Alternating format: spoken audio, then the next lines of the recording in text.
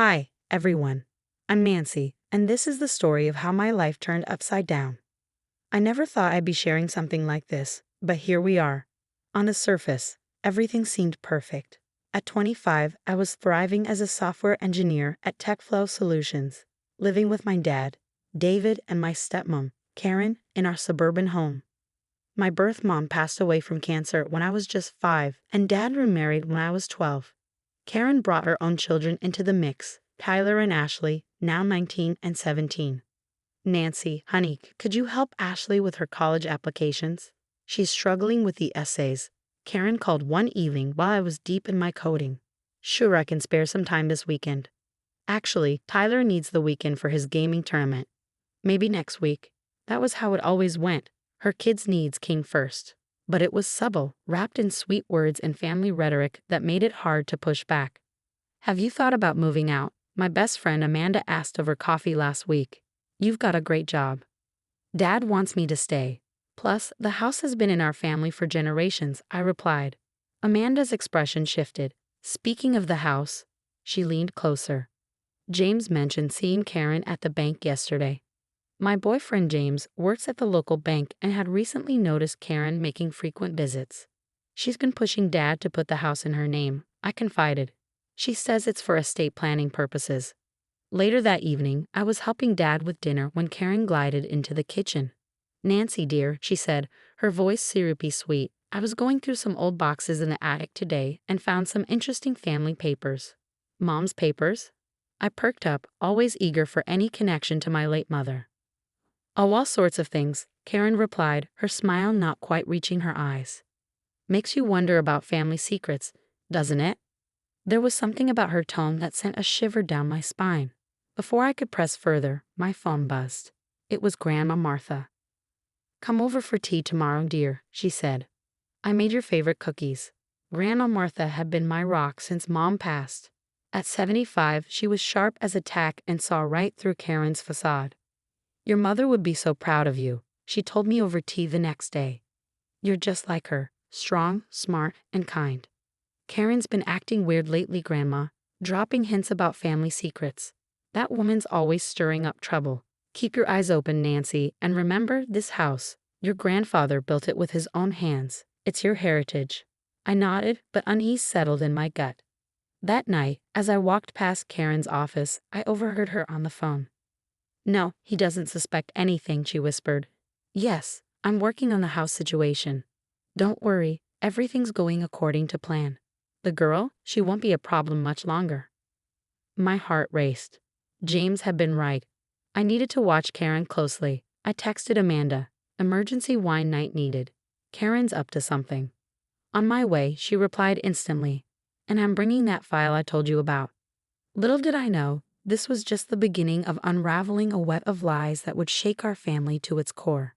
The annual Christmas dinner was in full swing at our house. Aunts, uncles, cousins, everyone was there.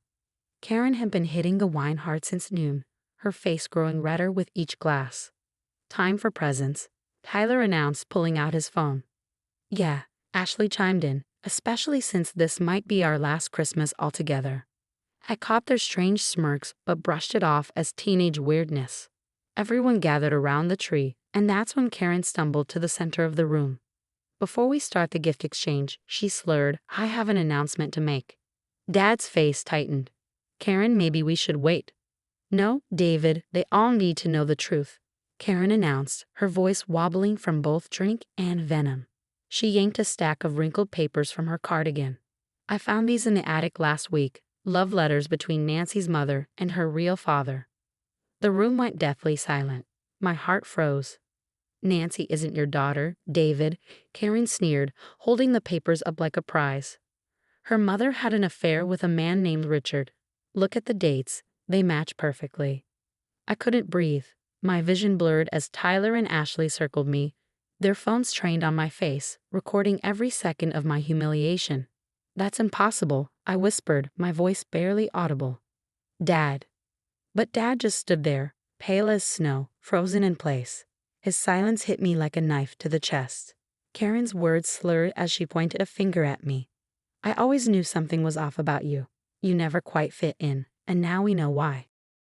Aunt Sarah stepped forward, her tone sharp. Karen, you're drunk. This isn't the time or the place. This is my house. Karen shrieked, her voice piercing. And I want her out. No strangers under my roof. I turned to Dad, desperate. Please say something, I begged, my voice cracking.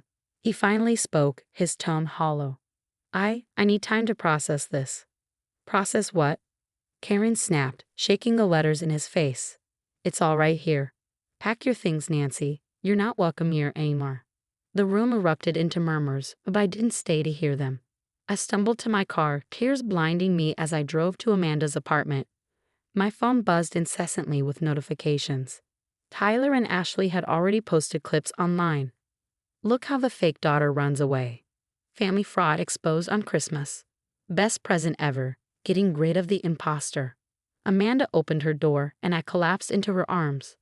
Those letters have to be fake, Nancy, she said, her voice firm. We'll figure this out. Later that night, my phone lit up with a text from Dad. I need some time.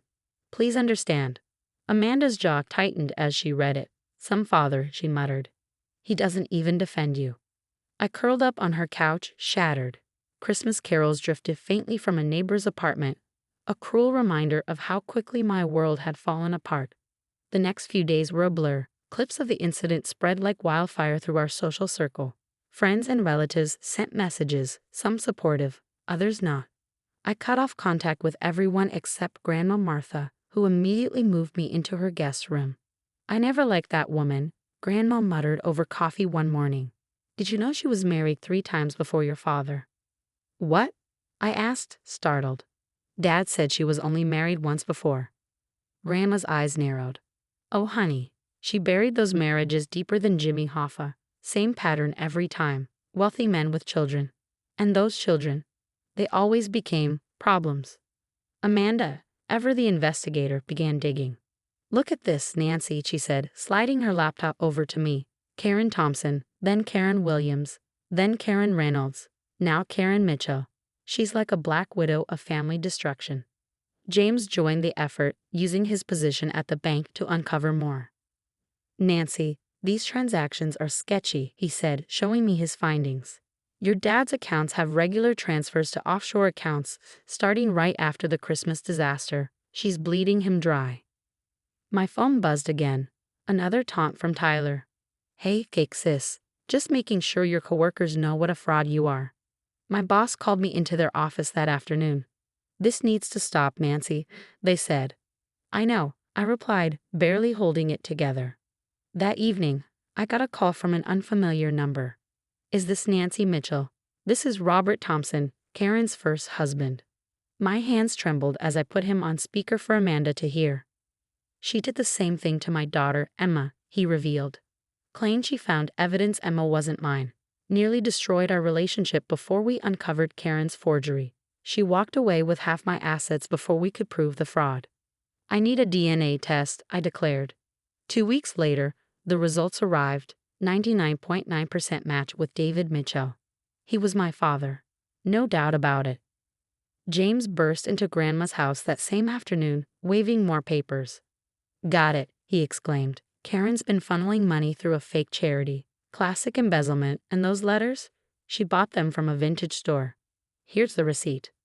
Amanda chimed in, triumphant, and her ex-husbands are all willing to testify. She's done this before, isolating, alienating, and then draining accounts. But she's never faced consequences because no one connected the dots. Until now. My phone buzzed again, this time with a text from Tyler. Mom's losing it since you left. She's drinking more, talking crazy. Dad's starting to ask questions. Good, I muttered. Let him ask. Just then, another call came through, Karen's second husband.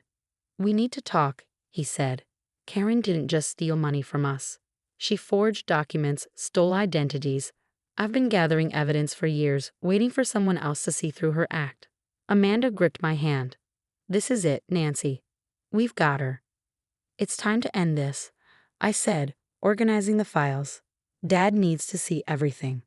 Grandma Martha nodded, her expression grim. That woman picked the wrong granddaughter to mess with. We arranged a family meeting at Grandma's house. Dad, Tyler, Ashley, and all three of Karen's ex-husbands showed up. Karen waltzed in last, her confident smirk faltering as she saw the crowd and the evidence laid out before her. When Karen walked in and saw everyone gathered, her confident smirk faltered. Robert Thompson was the first to stand. "Remember me, Karen," he said, his voice cold. Or should I say Karen Williams? Or was it Reynolds back then? Dad's face went pale. "What's he talking about, Karen?" Karen's eyes darted around the room. "David, I can explain." "Let me show you," I interrupted, holding up the files. Bank statements showing transfers to offshore accounts. The so-called Christmas letters. Here's the receipt where you bought them from an antique store. Tyler and Ashley shifted uncomfortably, their phones now eerily silent. "And here's my DNA test," I continued, my voice steady. 99.9% match.